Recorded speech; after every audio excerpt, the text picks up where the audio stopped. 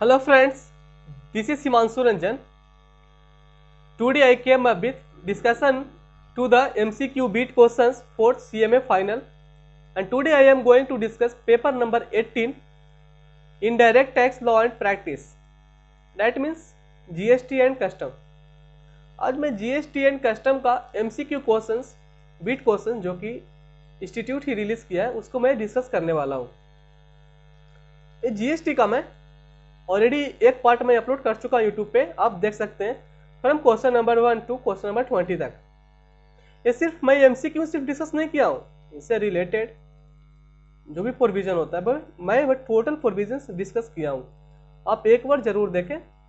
और आज मैं फ्रॉम क्वेश्चन नंबर 21 से लेकर के जो भी रिमेनिंग क्वेश्चन मैं आपको डिस्कस करूंगा।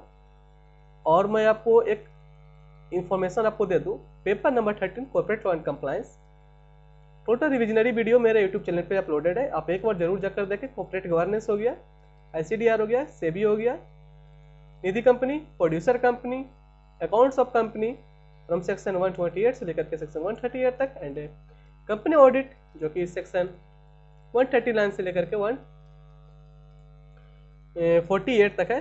टोटल सेक्शन वाइज अपलोडेड है, एक सेक्शन का एक वीडियो, जैसे सेक्शन 139 हो गया अपॉइंटमेंट से रिलेटेड, तो उसका एक वीडियो रहेगा, आप देख सकते हैं। सेक्शन 140 रिमूवल है, section 141 qualification disqualification, 142 remuneration, 143 power and duties.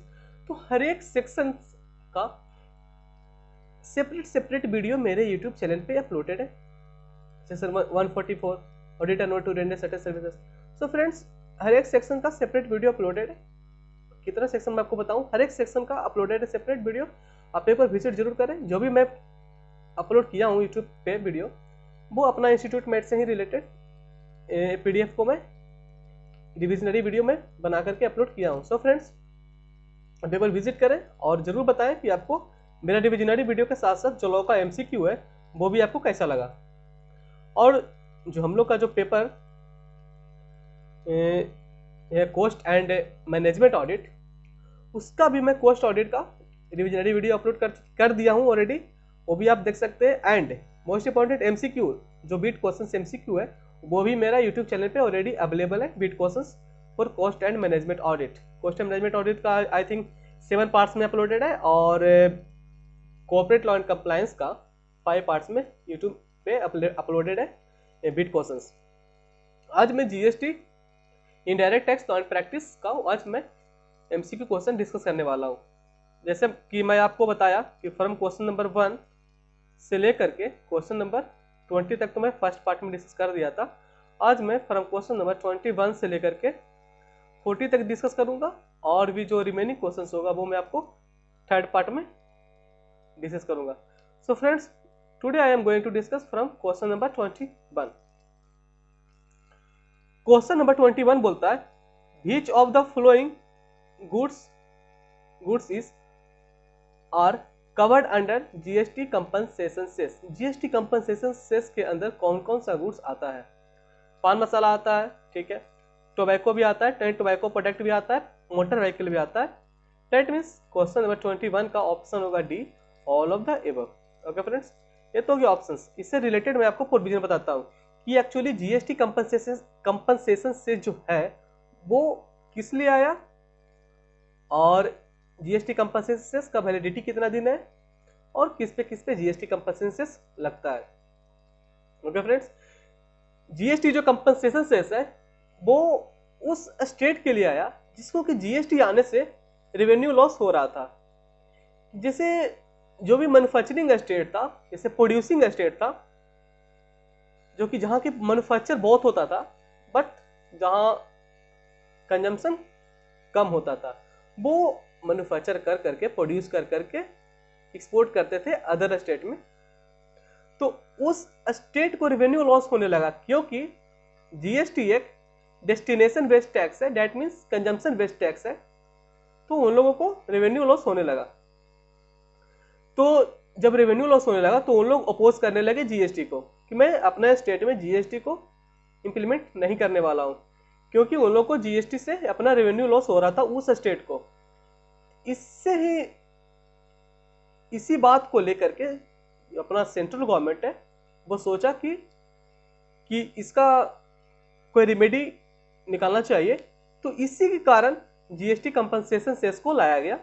Okay friends, तो जीएसटी कंपनसेशन सेस वही रिमेडी को सोल्व करने के लिए लाया गया कि जो स्टेट जैसे कि तमिलनाडु हो गया, अपना जो कर्नाटका हो गया और हरियाणा हो गया, गुजरात हो गया, तो ये सब स्टेट में ना मैन्युफैक्चरिंग बहुत होता था या होता है, होता था क्या, होता है भी।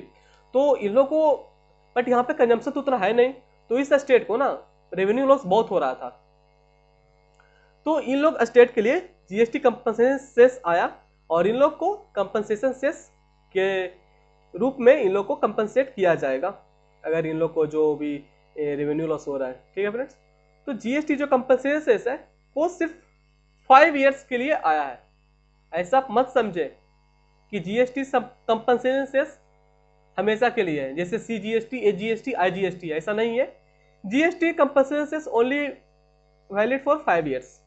ओके, तो जो जीएसटी कंपनसेशन सेस है वो लगता है पान मसाला के ऊपर, टोबैको के ऊपर लगता है, टोबैको प्रोडक्ट के ऊपर लगता है, मोटर व्हीकल के ऊपर लगता है, और भी ये एरिएटेड वाटर के ऊपर लगता है, एंड ये जो कोयला होता है ना, कोयल उसके ऊपर भी लगता है। That means pan masala, tobacco product, motor vehicle, coal and aerated water, ये सब पे जीएसटी कंपनसेशन सेस लगता है। तो फ्रेंड्स, क्वेश्चन पूछ रहा था यहाँ पे, मैं आपको इससे रिलेटेड प्रोविजन बताया जीएसटी कंपनसेशन सेस के बारे में। तो क्वेश्चन यहाँ पे था कि which of the following goods and goods are covered under GST compensation. GST compensation के अंदर सभी आता है, pan masala, tobacco product, motor vehicle. That means question number 21 का डी, ऑप्शन डी होगा, all of the above. And I am going to discuss question number 22. The due date to file GSTR6. GSTR6 को कब तक फाइल करना चाहिए? Return for input service distributor का है, return कब तक फाइल करना चाहिए? ये फाइल करना चाहिए 13 ऑफ द नेक्स्ट मंथ। ठीक है, 22 का B.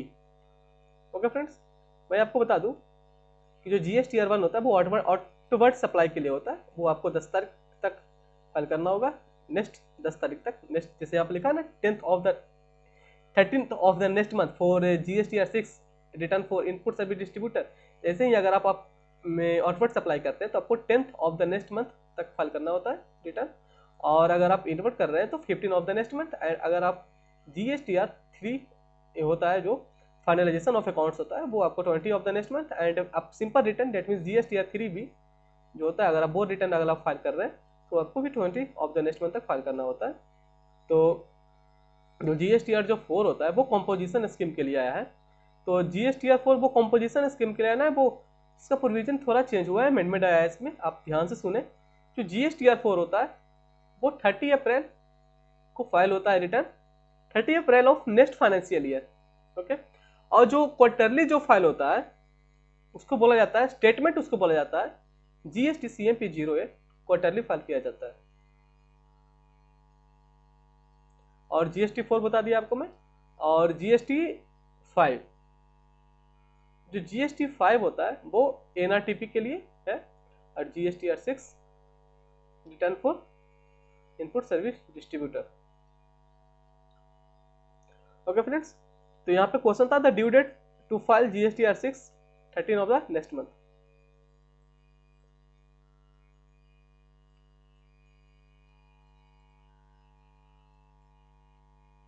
Question number 23।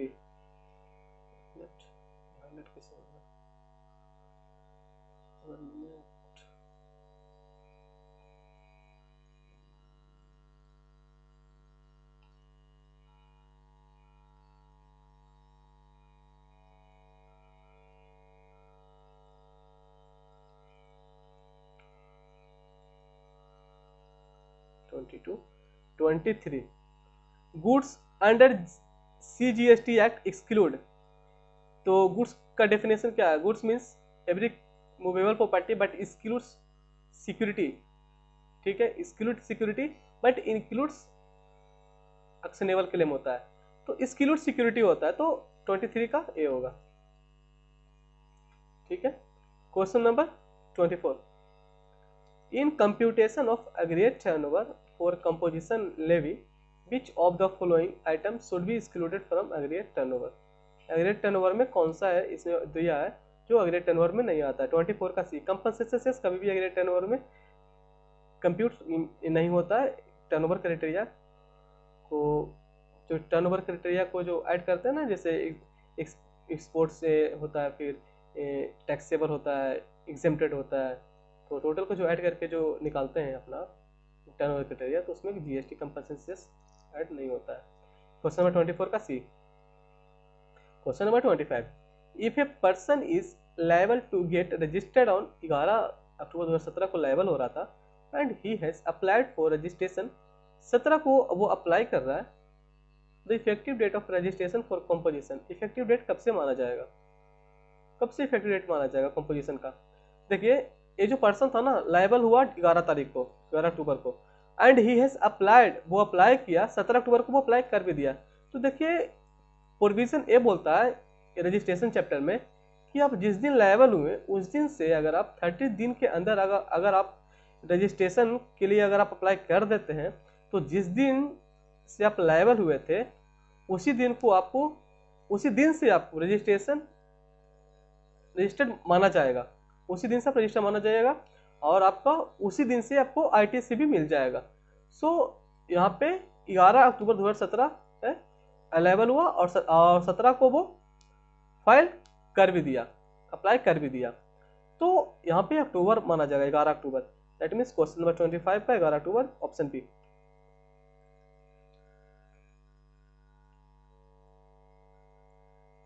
Question number 26, the due date to file GSTR6 return for input service distributor, कब तक फाइल करना चाहिए GSTR6 को? 13th of the next month. 26 का भी, in case of change in rate of tax and amount is credited to the bank account after 4 working days from the date of change in the rate of tax, the date of receipt of payment will be date of bank entry. Date means 27 का B होगा।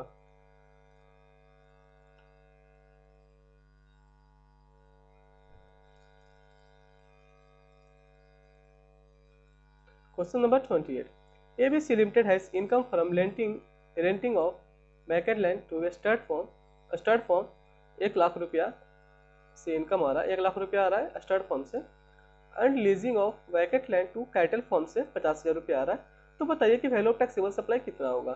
तो पहले मैं आपको ये बता दूं, ये जो कैटल फॉर्म होता है वो एग्जेम्पशन लिस्ट में आता है, बट जो start form for the houses होता है वो एग्जेम्पशन लिस्ट में नहीं आता। डेट मीन्स एक टैक्सेबल है, तो 1 लाख रुपया टैक्सेबल होगा। डेट मीन्स तो पूछ रहा है वैल्यू ऑफ टैक्सेबल कितना होगा, 1 लाख रुपया होगा। तो क्वेश्चन नंबर 28 का ऑप्शन है 1 लाख रुपया। ठीक है। Question number 29, in case of supply of service the tax invoice shall be prepared in the manner of, जब अगर आप सप्लाई ऑफ सर्विस कर रहे हैं तो आपको जो टैक्स इनवॉइस बनाना होता है ना, वो आपको 2 कॉपी में बनाना होता है। ठीक है, इससे कि एक कॉपी जो ओरिजिनल होता है वो रिसिपिएंट अपने पास ले जाएगा और जो डुप्लीकेट कॉपी होगा in case of supply of service वो तो सप्लायर होगा खुद के पास रखेगा। ठीक है, तो 2 कॉपी। 29 का B. Question number 30, the form of application, 1 minute,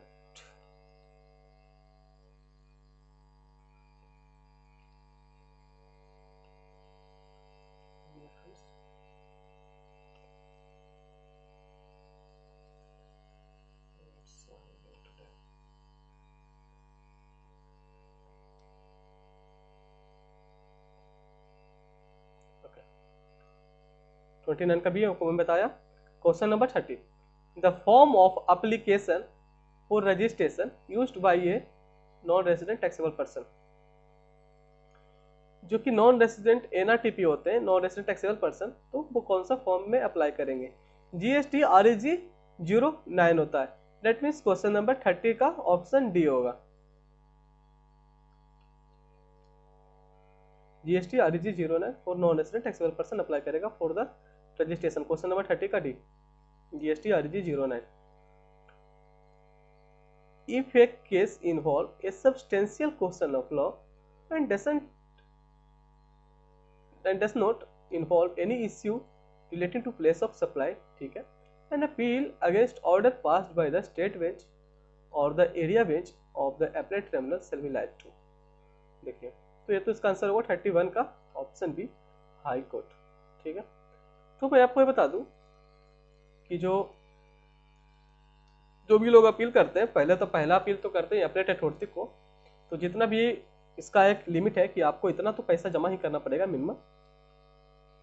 मैं आपको एक्स्ट्रा प्रोविजन बता रहा हूँ, इसका तो आंसर आपका ऑप्शन बी होगा, हाई कोर्ट।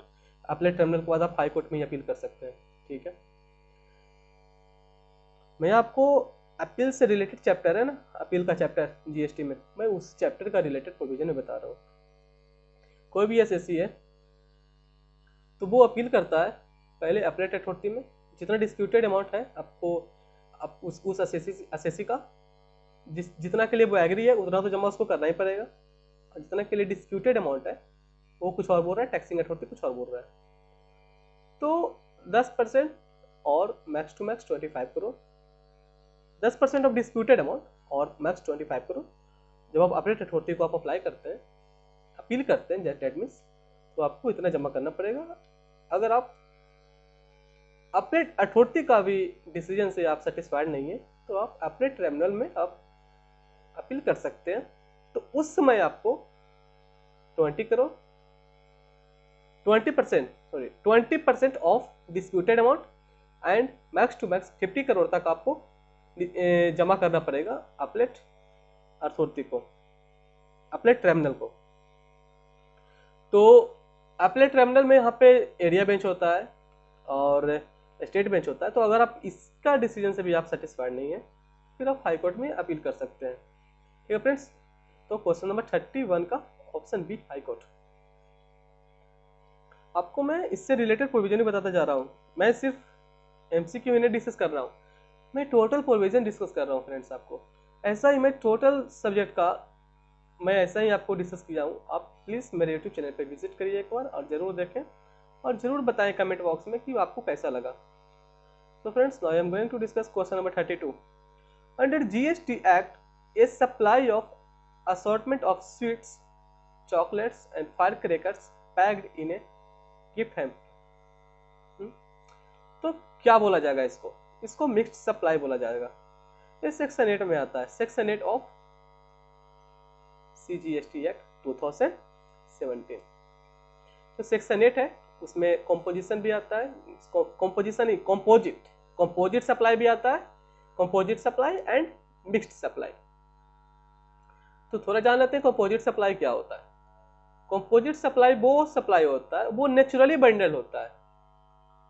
नेचुरली बंडल जो होगा वो कंपोजिट सप्लाई होगा। जैसे कि आप एयरप्लेन में आप कहीं भी आप ट्रैवल कर रहे हैं, तो एरोप्लेन में जब आप ट्रैवल करते हैं तो आपको जो मील्स वगैरह प्रोवाइड किया जाता है फ्री ऑफ कॉस्ट, तो ऑलरेडी वो कॉस्ट जो आपको फ्री ऑफ कॉस्ट आपको उसमें जो लग रहा है उसका कॉस्ट ऑलरेडी टिकट में चार्जेस रहता है, तो वो कंपोजिट सप्लाई होता है, उसको बोला जाएगा। बट मिक्स सप्लाई वो बोला जाता है कि आप उसको खुद एक साथ कर करके आप बेच रहे हैं, दैट मीन्स वो नेचुरली सप्लाइड नहीं है, उसको आप खुद एक बॉक्स में डाल करके आप बेच रहे हैं जिससे कि लोग थोड़ा अट्रैक्ट हो और उसको खरीदे।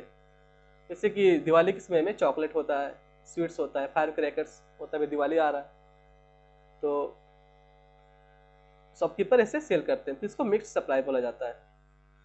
और जो मिक्स सप्लाई होता है ना, इसमें जो रेट लगता है मिक्स सप्लाई का वो हाईएस्ट रेट लगता है। जितना भी जो प्रोडक्ट है जिसका हाईएस्ट रेट रहेगा वो हाईएस्ट रेट ही सभी प्रोडक्ट पे चार्ज होगा। और जो कंपोजिट सप्लाई होता है उसमें जो प्रिंसिपल सप्लाई होता है उसका जो रेट होता है वो टोटल प्रोडक्ट पे चार्ज होता है। ठीक है फ्रेंड्स, बट यहाँ पे पूछ रहा था कि sweet chocolates, firecracker, packed gift hamper क्या बोला जाता है? इसको मिक्स सप्लाई बोला जाता है। ठीक है, क्वेश्चन नंबर 32 का option C, mix supply. Question number 33, the due date for filing GSTR6 return for input service distributor is. जो GSTR6 होता है वो कब तक फाइल करना चाहिए? 13 of the succeeding month. Okay, 33 का B. Question number 34, under GST input tax credit cannot be claimed on goods and service used as input if RTC कब नहीं क्लेम कर सकते हैं जीएसटी में?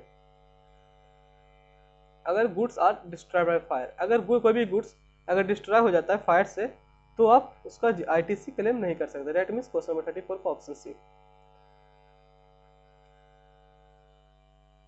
Question number 35, a person is not liable for registration under GST act if. कौन सा ऐसा person इसको रजिस्ट्रेशन नहीं लेने की जरूरत है? जो एग्रीकल्चरिस्ट होते हैं, an agriculturist selling produce out of cultivation of land. Agriculturist section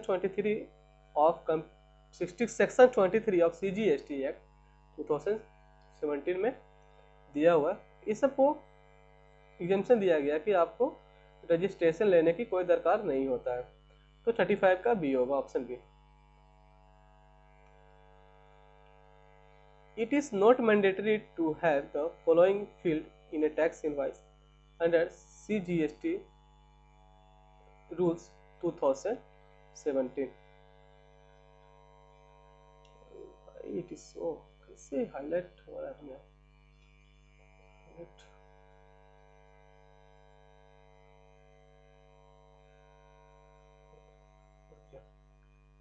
question बोल रहा था कि it is not mandatory to have the following field in a tax invoice. तो इसका आंसर होगा option D, date of receipt of goods और service. इसका answer यही होगा। मैं कलर लेता हूं।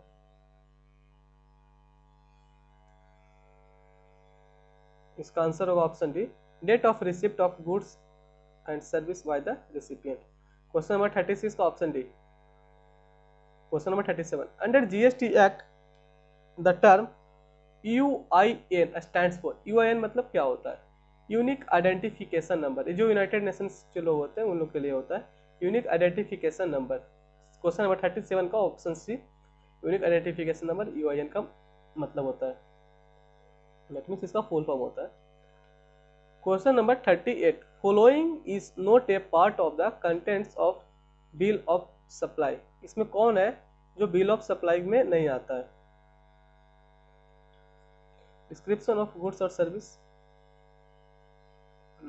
आता है, कंसेक्यूटिव सीरियल नंबर भी आता है। ये जो सिग्नेचर होता है ना, ऑप्शन सी का सिग्नेचर और digital signature if registered by the recipient, ये नहीं आता है। बिल ऑफ सप्लाई होता है वो कंपोजिशन डीलर होते हैं ना, उन लोग के लिए होता है। उन लोग इनवॉइस नहीं इश्यू कर करके उन लोग बिल ऑफ सप्लाई इश्यू करते हैं। तो क्वेश्चन नंबर 38 का सी होगा। ठीक है friends. Question number 39, under foreign tax policy export and import goods are broadly categorized, which of the following statement is correct?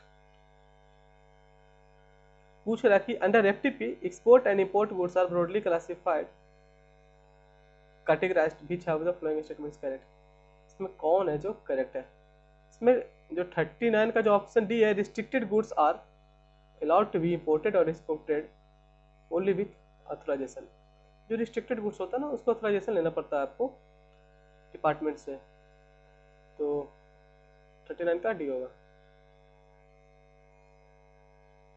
Question number 40, which of the following is a document not required to be filed for claiming of duty drawback on re-export? बोल रहा है कि which of the following document is not required to fill for claiming of duty drawback on re-export? इसमें से कौन है जो document जो आपको रिक्वायर नहीं है फिलअप करने के लिए जब आप ड्यूटी ड्रॉबैक लेते हैं फॉर द री-एक्सपोर्ट के समय? Permission from CBIC authorization re-export for goods. ये जो परमिशन लेना पड़ता है ना, परमिशन फ्रॉम सीबीआईसी, देखिए सीबीएसई लिखा है यहाँ पे, अब तो सीबीआईसी हो चुका है क्योंकि जब से जीएसटी आया है इसका नाम दे दिया गया है central board of indirect tax and custom. तो यहाँ पे बोला जाता है परमिशन फ्रॉम, अभी बोला जाता है CBIC, ठीक है फ्रेंड्स, यहाँ पे CBEC नहीं होगा, CBIC होगा, permission from CBIC authorizing re-export of goods. Okay friends, अभी मैं क्वेश्चन नंबर 40 तक के रखता हूँ इस पार्ट में। फ्रॉम क्वेश्चन नंबर 41 से जो भी रिमेनिंग क्वेश्चंस है वो मैं आपको नेक्स्ट पार्ट में मैं डिस्कस कर दूंगा। सो फ्रेंड्स, मैं आपको एक बार और रिमाइंड करा दूं, इसका इसका तो GST का फर्स्ट पार्ट है MCQ क्वेश्चंस, मेरा YouTube चैनल पे ऑलरेडी अवेलेबल है, आप एक बार जरूर जाकर देखें, from question number 1 to question number 20। और मेरा पोस्ट ऑडिट का MCQ क्वेश्चन अपलोडेड यूट्यूब पे, आप जरूर जाकर देखें। एंड इसका क्या बोला, लॉ का भी डिविजनरी वीडियो के साथ साथ MCQ क्वेश्चंस ऑलरेडी अवेलेबल है यूट्यूब पे चैनल पे, आप जरूर जा करके देखें।